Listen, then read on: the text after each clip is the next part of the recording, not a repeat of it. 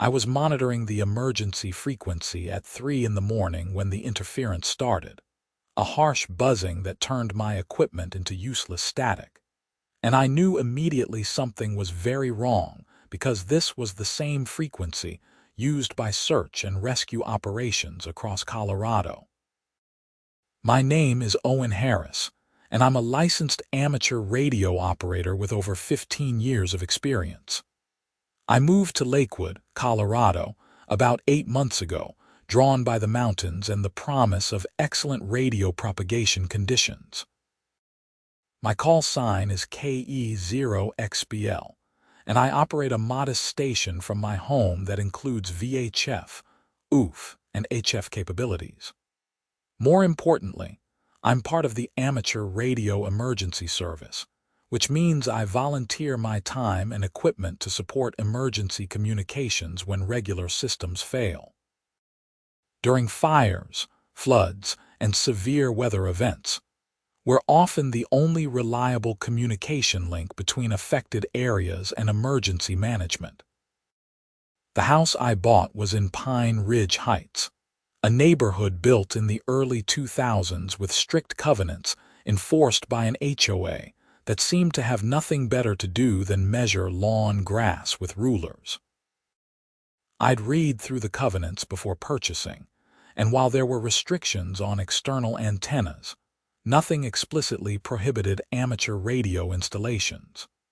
Federal law, specifically PRB 1, protects amateur radio operators' rights to install effective antennas for emergency communications. I'd done my homework. My main antenna was a modest vertical mounted on the roof, barely visible from the street. I also had a directional beam in the attic for HF work, and a small VHF antenna tucked behind a gable. Everything was professionally installed, grounded properly, and compliant with all FCC regulations. I'd even taken extra care to make the installations as unobtrusive as possible, painting the vertical to match my roof and keeping cables hidden. The first sign of trouble came 3 weeks after I'd completed the installation. A woman named Patricia Drummond knocked on my door on a Saturday afternoon, clipboard in hand, wearing a blazer despite the summer heat. She was maybe 55, with perfectly styled blonde hair and the kind of smile that didn't reach her eyes. "Mr. Harris," she said, already knowing the answer. "I'm Patricia Drummond, president of the Pine Ridge Heights HOA. I've received complaints about unauthorized structures on your property. I'd been calibrating some equipment and probably looked disheveled. What structures are we talking about?" "The metal poles on your roof," she said, consulting her clipboard like it contained divine wisdom. "They're not approved exterior modifications. You'll need to submit an architectural review application and pay the $200 processing fee. The board meets in 6 weeks. Those are amateur radio antennas," I explained patiently. "I'm a licensed operator, and federal law actually protects my right to install effective antennas for emergency communications." Her smile tightened. "Federal law doesn't supersede our covenants, Mr. Harris. Everything must be approved by the board. You have 30 days to submit the application or remove the structures, or you'll face fines of $100 per day." I took a deep breath. "Patricia, I appreciate your position, but you might want to consult with the HOA's attorney before taking that stance. PRB 1 is very clear about this." "I'm happy to provide documentation." 30 days, she repeated, then turned and walked back to her white Lexus. I spent that evening drafting a detailed letter to the HOA board, citing PRB 1, relevant case law, and my role in emergency communications. I included copies of my FCC license, ARES credentials, and photos showing how unobtrusive my antennas were. I sent it certified mail and figured that would be the end of it. 2 weeks later, I received a formal violation notice. The board had met in an emergency session and voted unanimously that my antennas violated the covenants. The fine would begin accruing in 10 days. I called an attorney who specialized in HOA disputes, a guy named Marcus Chen, who'd handled several amateur radio cases. "They're setting themselves up for a lawsuit they'll lose," Marcus said after reviewing my documentation. "But here's the thing, these cases can drag on for months or even years. The FCC has enforcement authority, but they're usually slow to act unless there's an immediate public safety concern. So what do you recommend? Send them one more letter, cite the specific federal preemption, warn them about the consequences. If they persist, we file in federal court and also alert the FCC. The legal fees will cost them a fortune, but some HOA boards are incredibly stubborn." I sent the letter. Patricia responded with a curt email saying the board's decision was final and that my antennas would be removed by force if necessary, with the cost charged to my account. That's when things escalated beyond a simple dispute about antennas. I was working from home the following Wednesday, doing some software development work, when I noticed my radio equipment acting strangely. I keep a base station monitor running constantly, scanning emergency frequencies. It started picking up interference around 2 in the afternoon, a rhythmic buzzing that covered several frequencies in the 2-meter band. This wasn't normal RF noise or atmospheric interference. This was deliberate jamming. I grabbed my handheld radio and walked outside, trying to triangulate the source. The interference got stronger as I walked toward the end of the block, where Pine Ridge Heights Boulevard curved around toward the community center. The community center was a sprawling building that housed the HOA offices, a gym, a meeting hall, and some maintenance facilities. The jamming stopped after about 15 minutes. I went back inside and documented everything, noting the time, affected frequencies, and signal characteristics. It happened again that evening and again the next morning. Each time, the interference centered on frequencies used for emergency communications, specifically the local Aries simplex frequencies, and the repeater input for our county emergency net. This wasn't accidental. Someone was deliberately targeting amateur radio frequencies. I filed a complaint with the FCC through their online portal, providing detailed documentation, including audio recordings of the interference and time logs. I also reached out to other amateur radio operators in the area to see if they were experiencing similar problems. A guy named Tom, who lived about 3 miles away, said he'd noticed some odd interference but couldn't pin down the source. The interference continued for another week, always during daytime hours, always targeting the same frequencies. I started keeping detailed logs with my handheld spectrum analyzer, capturing the exact characteristics of the jamming signal. It was crude but effective, likely from some kind of broadband noise generator. Then I got a call from an FCC enforcement agent named David Rodriguez. He was based in Denver and had been assigned to investigate my complaint. "Mr. Harris, I've reviewed your documentation," he said. "This is concerning, especially given the frequencies being affected. Can you confirm you're still experiencing interference?" "Yes, almost daily now. Last occurrence was about 2 hours ago. I'm going to send you some paperwork. I need you to keep detailed logs using a specific format that will be admissible in our investigation. I'm also going to request direction finding assistance from some other licensed operators in your area. If someone is deliberately jamming emergency frequencies, that's a serious violation that carries significant penalties." "I think I know who's doing it," I said, and explained the situation with the HOA. David was quiet for a moment. That would be incredibly stupid on their part, but I've seen stupider. Don't confront them about it. Just keep documenting and let me handle the investigation. Over the next few days, I noticed increased activity around the community center. Patricia's car was there constantly, along with several board members I recognized from neighborhood events. The jamming continued, but now I was ready for it.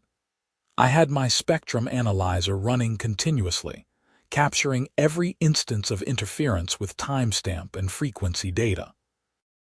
Tom and 2 other local hams came by with direction-finding equipment. We spent an afternoon tracking the interference signal during one of the jamming episodes. The signal led us directly to the community center, specifically to a maintenance building behind the main structure. We couldn't see inside without trespassing, but the bearing was unmistakable. "That's definitely the source," Tom said, checking his directional antenna for the 3rd time. "Whatever they're using, it's putting out a pretty strong signal." I called David Rodriguez with the update. "We've pinpointed the source. It's coming from the HOA community center property." "Don't do anything," he warned. "I'm going to coordinate with local law enforcement and come out there with proper authorization. This is now a formal enforcement action." 2 days later, David showed up with 2 other FCC agents and a sergeant from the Lakewood Police Department. They had a warrant to inspect the community center premises.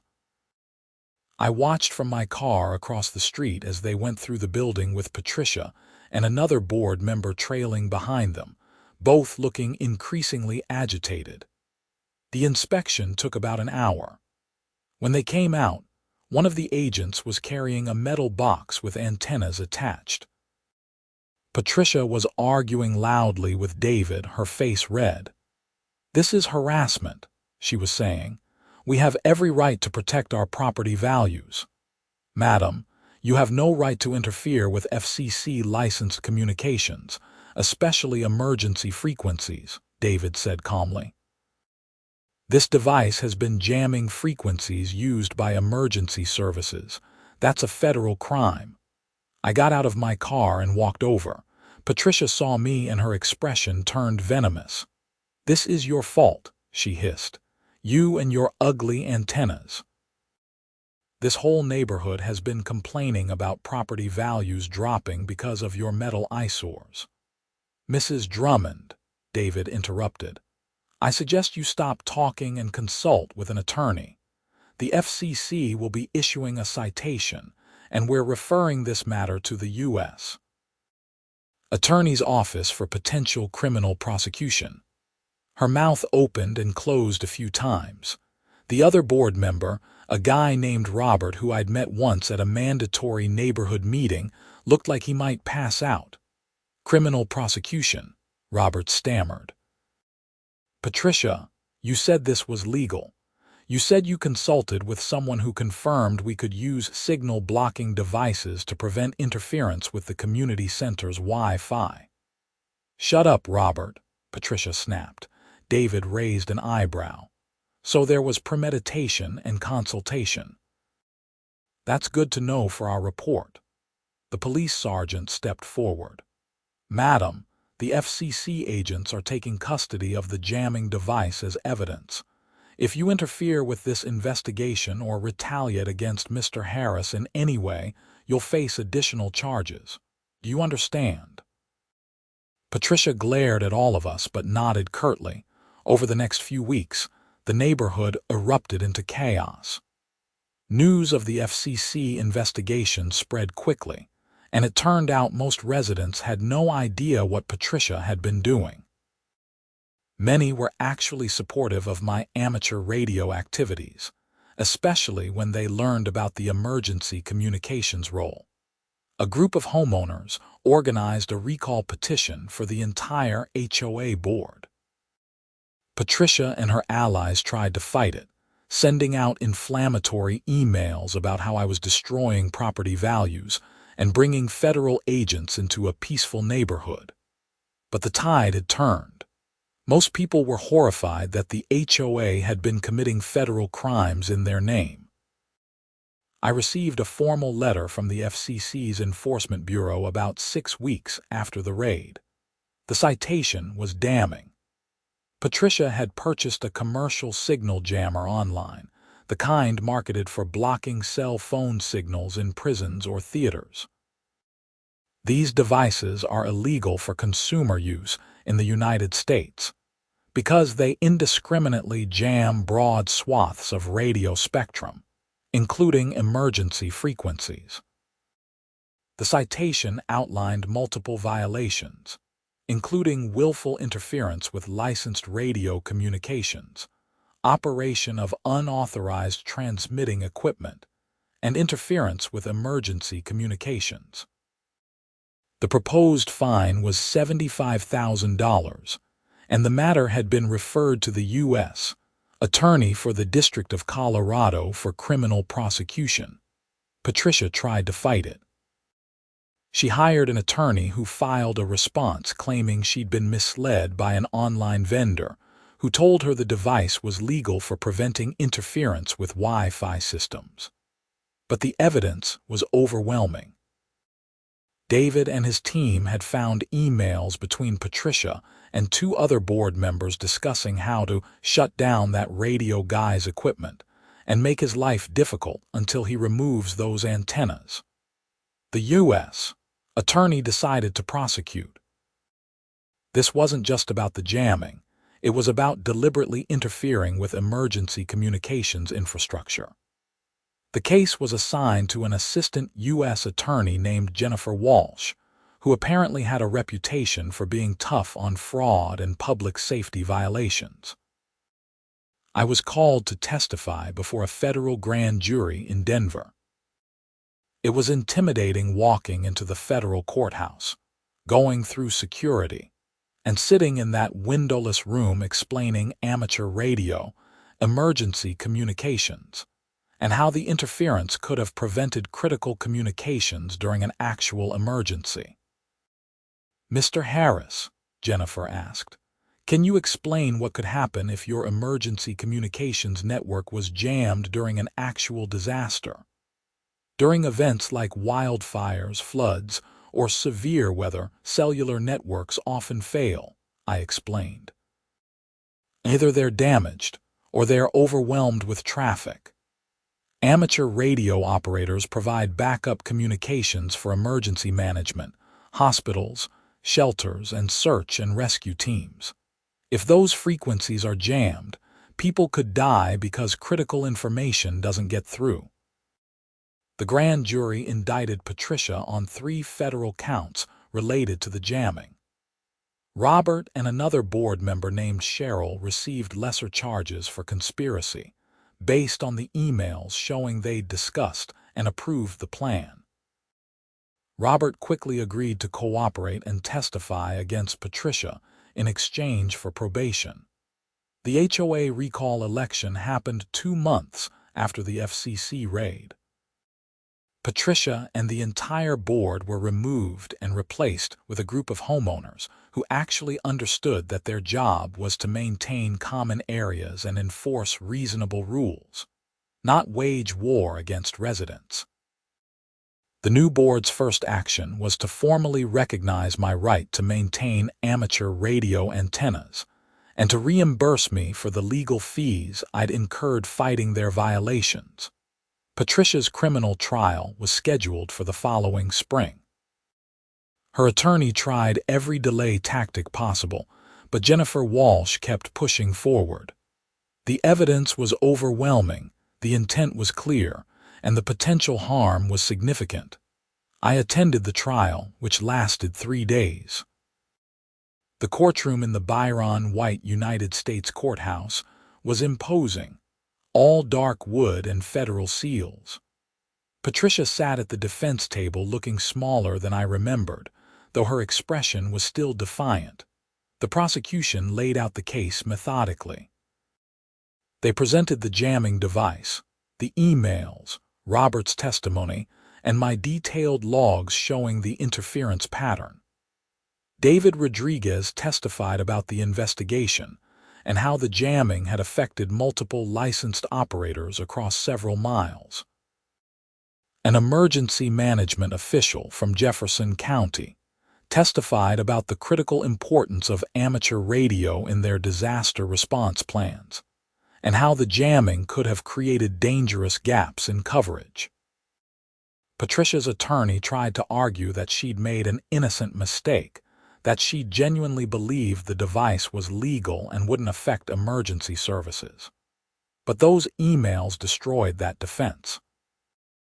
There was one particularly damning exchange where Patricia wrote to Cheryl, "I don't care if it affects emergency frequencies. Maybe it will teach that radio jerk a lesson about following the rules." The jury deliberated for less than 4 hours, guilty on all 3 counts.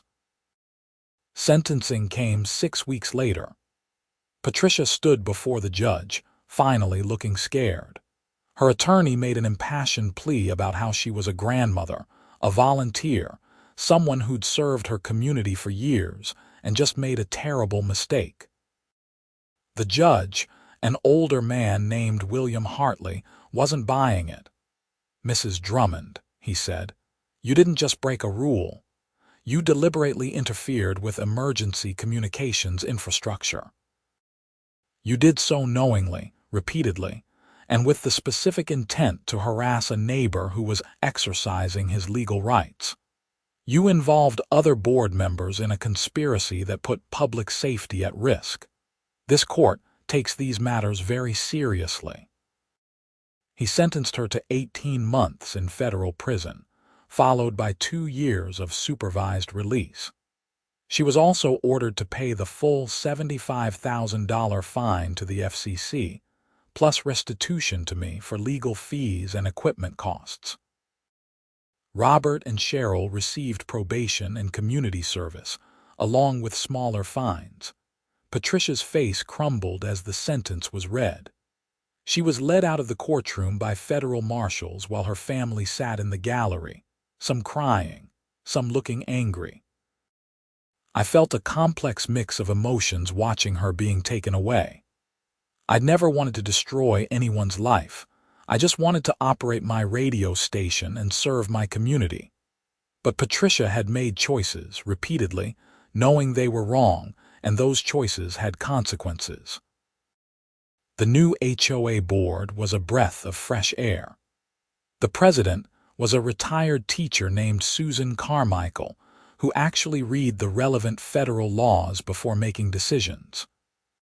She reached out to me personally to apologize for what had happened and to ask if there was anything the HOA could do to support amateur radio operators in the neighborhood.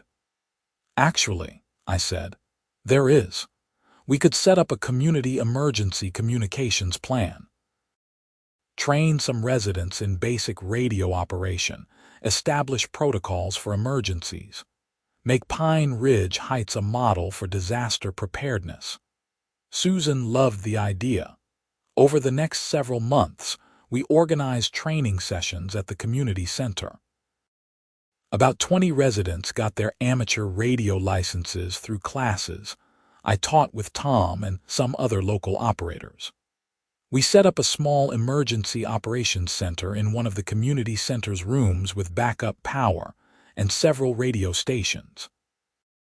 When a major wildfire threatened areas west of Denver that fall, our network was instrumental in coordinating evacuations and maintaining communications between shelters. The story made news, both locally and in the amateur radio community. I did interviews with several ham radio magazines and podcasts, and the incident became a cautionary tale about HOA overreach and the importance of emergency communications. The American Radio Relay League used our case as an example in their materials about dealing with antenna restrictions. Property values in Pine Ridge Heights didn't drop, despite Patricia's dire predictions. If anything, the neighborhood became more desirable because of our emergency preparedness program. Several real estate listings specifically mentioned the community's amateur radio emergency network as an asset. I kept operating my station, participating in emergency nets and teaching new operators. My modest vertical antenna stayed on the roof, no longer controversial but now recognized as part of critical infrastructure. About a year after the trial, I got a letter from Patricia. She was in a minimum security facility in Texas, serving her sentence. The letter was surprisingly contrite. "Mr. Harris," she wrote, "I've had a lot of time to think about what I did and why I did it. I convinced myself that I was protecting the neighborhood, but really I was just angry that someone wasn't following my rules. I didn't understand what you were doing or why it mattered. I do now. We had an emergency here at the facility, a medical situation, and the radios didn't work. One of the staff members had an amateur radio and used it to call for help. It probably saved someone's life. I thought about you and what I tried to prevent. I'm truly sorry." I wrote back, a brief note saying I appreciated her apology and hoped she'd use this experience to make better choices in the future. I didn't know if she was sincere or just going through the motions for parole consideration, but either way, it felt like closure. The legal fallout continued for months. The HOA's insurance company ended up covering most of my legal fees after determining that the board had acted outside their authority. Patricia's homeowner's insurance refused to cover any of her costs, citing the criminal nature of her actions. Her husband, who I'd never actually met, filed for divorce while she was in prison. The new HOA board rewrote significant portions of the covenants to comply with federal law regarding amateur radio, satellite dishes, solar panels, and other protected installations. They established a clear process for reviewing modifications that balanced aesthetic concerns with legal rights. Other HOAs in Colorado started using our revised covenants as a template. Tom and I started doing presentations at local HOA board meetings, explaining amateur radio and emergency communications. Most boards were receptive once they understood the legal landscape and the public safety benefits. A few were hostile, still clinging to the idea that property aesthetics trumped everything else, but even they usually backed down when faced with the potential consequences. The Amateur Radio Emergency Service Network in Jefferson County grew significantly after our case gained attention. We recruited dozens of new operators and established communication protocols with every emergency management agency in the region. When a severe tornado outbreak hit areas east of Denver the following spring, our network provided critical communication support, filling gaps where cell towers were damaged and commercial power was out. I was monitoring the emergency frequency during that tornado event, coordinating between the National Weather Service, local emergency management, and storm spotters in the field. Lives were saved because information got through quickly and accurately. That's when it really hit me how important this fight had been. Patricia's jamming hadn't just been annoying or illegal. It had genuinely threatened public safety in ways she'd never bothered to understand. The FCC used our case to crack down on illegal jammer sales. They issued warnings to several online retailers and prosecuted a few vendors who were selling high-power jamming equipment to consumers. The enforcement actions sent a clear message that this kind of equipment wasn't a toy, and that using it carried serious consequences. I expanded my station over the next year, adding some additional HF capabilities and a better antenna for satellite communications. The new HOA board approved everything promptly, and Susan even came by to see the installation and learn more about how everything worked. She ended up getting her amateur radio license and became one of our most active emergency communicators. Patricia was released after serving 14 months of her sentence with time off for good behavior. I heard through the neighborhood gossip network that she moved to Arizona to live with her daughter. Her ex-husband sold their house in Pine Ridge Heights and moved to a condo downtown. I never saw or heard from her again after that one letter. The community center, ironically, became the hub of our emergency communications network. The room where Patricia had hidden the jammer now housed our primary emergency operations station with multiple radios, computers, backup power, and supplies for extended operations. There was a certain poetic justice in that transformation.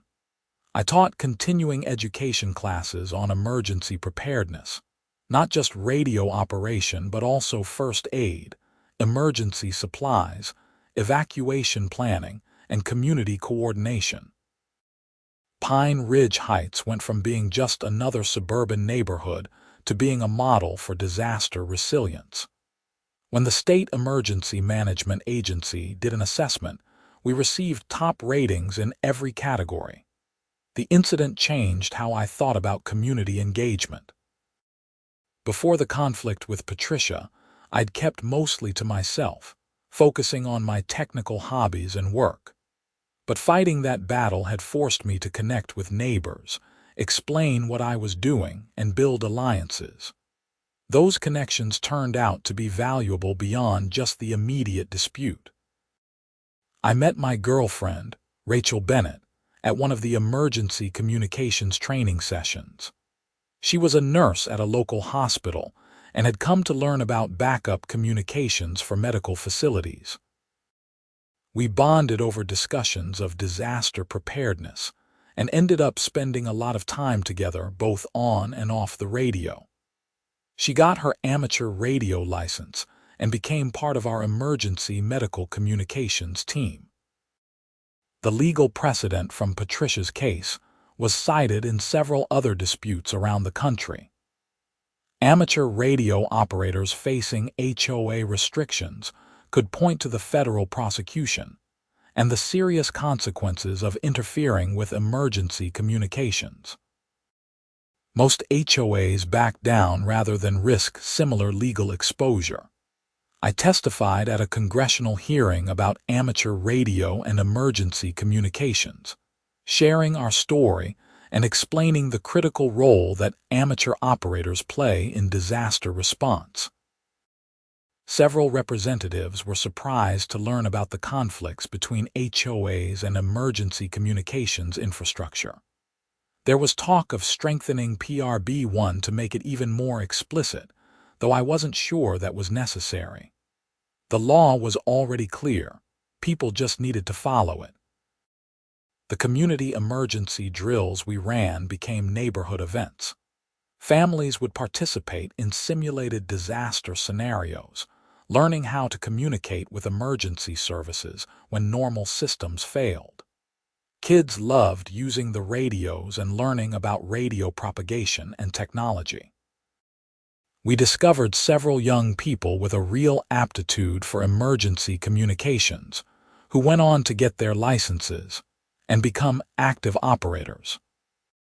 5 years after the incident, I stood in the same community center where the jammer had been hidden, teaching a class to 15 new amateur radio students. The room was equipped with modern radio equipment, maps, emergency procedures, and all the tools needed to support disaster response. Susan was in the class, along with Rachel, a couple of teenagers, and several retirees who wanted to contribute to community safety. The most important thing to understand, I told the class, is that amateur radio isn't just a hobby, it's public service. When everything else fails, when the cell towers are down and the internet is out, we're the backup. We're the ones who keep communications flowing so emergency services can do their jobs and people can get help. One of the teenagers raised her hand. Is it true that the old HOA president went to prison for trying to jam the radios? It is, I confirmed. She made some very poor choices because she didn't understand what we were doing or why it mattered. That's why education is so important.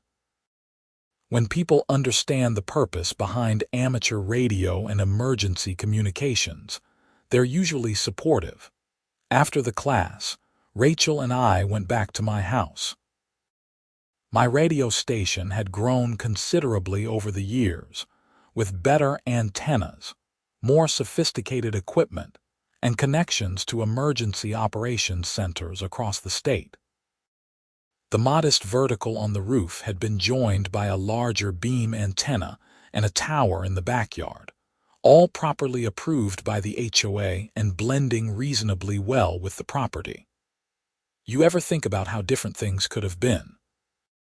Rachel asked, looking at the wall of certificates and awards from various emergency communications events. Sometimes, I admitted. If Patricia had just left me alone, or if she'd been willing to understand what I was doing, none of this would have happened. She'd still have her normal life. I wouldn't have had months of stress and legal battles, and the neighborhood wouldn't have been divided. But the emergency communications network wouldn't exist either, Rachel pointed out. All those trained operators, the equipment, the relationships with emergency management, none of that would have happened without the conflict forcing everyone to pay attention. She was right. Something good had come out of the ugliness. Pine Ridge Heights had become a safer, more prepared community. Dozens of people had learned valuable skills. The amateur radio community had gained attention and new members.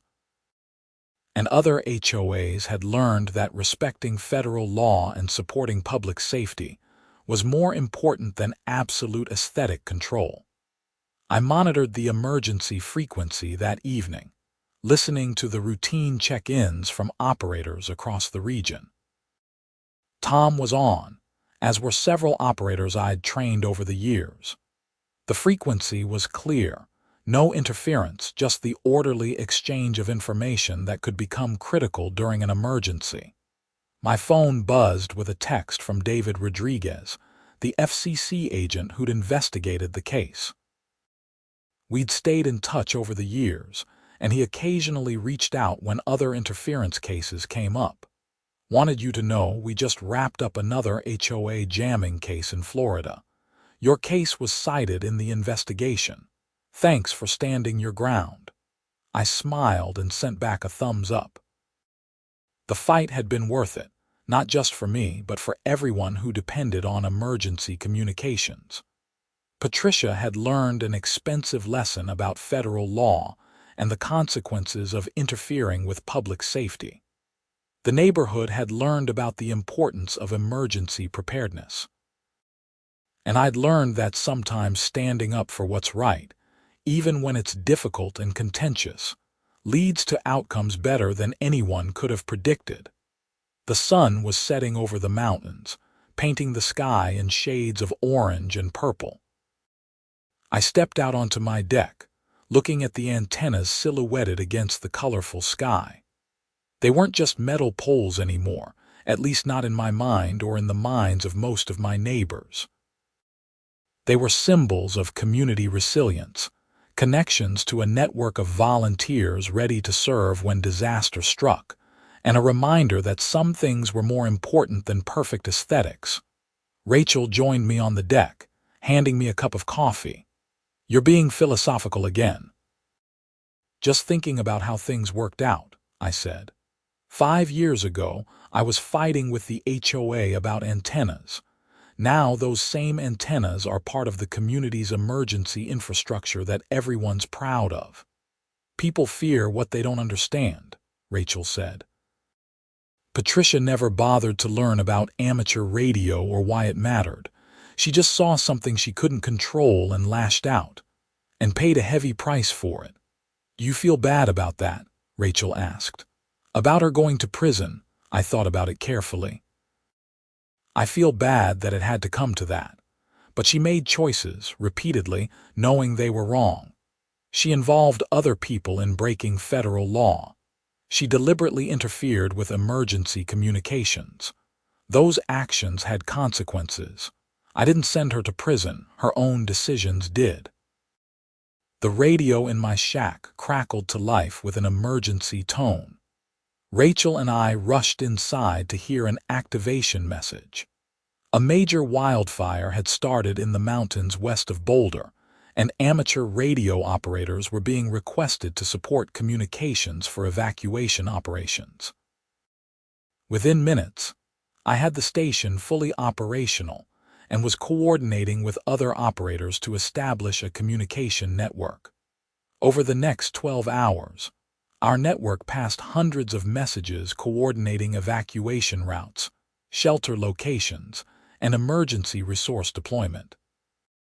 Cell service in the affected area was overwhelmed and spotty. Commercial repeaters were failing as backup power ran out. But the amateur radio network stayed up, maintained by volunteers running on generators and batteries, passing critical information that helped get thousands of people safely out of harm's way. When the immediate emergency phase ended and I finally shut down the station to get some sleep, I felt a profound sense of purpose. This was why the fight with Patricia had mattered. This was why standing up for the right to maintain effective antennas was about more than just a hobby. Lives had been saved, at least in part, because a network of amateur radio operators could communicate when nothing else worked.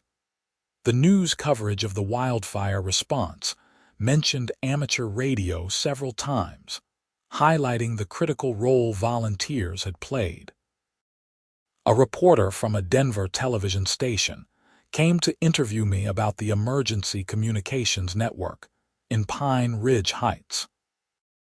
Standing in front of the community center with my antennas visible in the background, I explained how a community could prepare for disasters and why emergency communications infrastructure mattered. 5 years ago, this same community center was the source of illegal interference with emergency frequencies, I told the reporter. Today, it's the hub of one of the most capable amateur radio emergency networks in the state. That transformation happened because people learned to understand and value emergency communications. The story aired that evening and sparked interest from several other communities. I started getting calls from HOA boards asking for advice on setting up their own emergency communications programs. The conversation had shifted from fighting about antenna restrictions to collaboration on public safety initiatives. Susan called me after seeing the news coverage. "Owen, the board wants to recognize you at next month's annual meeting. We're creating a community service award and you're the first recipient." "That's not necessary," I protested. "Yes, it is," Susan insisted. "You stood up for what was right when it wasn't easy. You turned a negative situation into something that benefits everyone, and you've taught dozens of people skills that could save lives. Let us say thank you." The annual meeting was held at the community center on a warm evening in late summer. The room was packed with residents, far more than usually attended HOA meetings. Susan gave a presentation about the emergency communications program and the national recognition Pine Ridge Heights had received for disaster preparedness. Then she called me to the front and presented a plaque recognizing my contributions to community safety. The applause was genuine and sustained. Looking out at the crowd, I saw faces of people I'd trained, neighbors who'd supported me during the fight with Patricia, and new residents who'd moved to the neighborhood specifically because of our emergency preparedness reputation. "I want to thank everyone here," I said when the applause died down. 5 years ago, this community was divided over antennas and covenants. Today, we're united around the principle that safety and preparedness matter more than aesthetics. We've built something special here, a community that takes care of its own and is ready to help when disaster strikes. That's worth celebrating. More applause, and then people started coming up to shake my hand and chat. A young couple with a toddler thanked me for making the neighborhood safer. One of my radio students showed me her new handheld transceiver. Tom came over and we reminisced about direction finding the jammer and the bizarre situation that had kicked off everything. Later, Rachel and I walked back to my house under a clear night sky. The mountains were dark silhouettes against the stars, peaceful and beautiful. "You know what the best part is," Rachel said. "Patricia tried to tear you down and ended up building something much bigger than she could have imagined." "Unintended consequences," I agreed. Her illegal actions forced everyone to pay attention to emergency communications. The publicity from the case brought in new operators. The legal precedent protected other amateurs, and this neighborhood became a model for preparedness. If she just left me alone, none of that would have happened. "Do you think she understands that now?" "Maybe," I said. "I hope so. I hope she's learned that community isn't about control and conformity. It's about working together and supporting each other, especially when things get difficult." My radio station hummed quietly in the background, monitoring frequencies, ready to spring into action if needed. The antennas stood guard on the roof, silent sentinels connecting my small house to a vast network of volunteers dedicated to public service. The fight with the HOA had been exhausting, expensive, and stressful. There had been times when I'd wondered if it was worth it, if I should just take down the antennas and avoid the conflict. But standing in my shack surrounded by equipment that had helped save lives during multiple emergencies, I knew I'd made the right choice. Federal law protected amateur radio for good reasons. Emergency communications infrastructure couldn't be maintained if HOAs could arbitrarily prohibit effective antennas. And when the next disaster struck, as it inevitably would, the network we'd built would be ready to serve. Patricia had tried to interfere with that mission and had paid a steep price. The FCC's investigation and prosecution sent a clear message that such interference wouldn't be tolerated. Other HOAs had taken notice, and amateur radio operators facing similar battles now had a powerful precedent to cite. The story had come full circle, from conflict to resolution to community transformation. What started as a simple dispute about antennas had become a case study in federal enforcement, a legal precedent, and ultimately a catalyst for positive change. Not the outcome anyone could have predicted when Patricia first knocked on my door with her clipboard and demands, but a far better outcome than a simple capitulation would have produced. I sat down at my radio station and logged into the evening emergency net. Operators from across Colorado checked in, reporting their status and confirming their readiness. When it was my turn, I gave my call sign and location, adding that Pine Ridge Heights Emergency Operations Center was fully operational and standing by. "Copy that, Key 0XPL, the net control station responded. "Always good to have you on the net. Pine Ridge Heights is a model for the rest of us." I smiled, thinking about how far we'd come. The antennas that Patricia had tried so hard to eliminate were now recognized as valuable community assets. The radio equipment she'd tried to jam was now saving lives. And the neighborhood she'd claimed to be protecting had been genuinely improved, just not in the way she'd imagined. Justice had been served, lessons had been learned, and something good had emerged from the conflict. The story of Patricia and the HOA jamming incident would be told for years in amateur radio circles, a cautionary tale and an inspiration. And every time someone cited the case, or used the legal precedent to protect their own right to maintain emergency communications equipment, The positive impact would ripple outward. That was the real victory, not Patricia's prosecution or the HOA's reform, but the lasting change that ensured other amateur radio operators could serve their communities without interference. The FCC had done its job, federal law had been upheld, and emergency communications infrastructure was stronger because of it. As I wrapped up my time on the net and powered down the station for the night, I felt grateful for how everything had worked out despite the difficulty of the journey. The fight had been necessary, the outcome had been just, and the future looked bright for amateur radio and emergency communications in Pine Ridge Heights and beyond.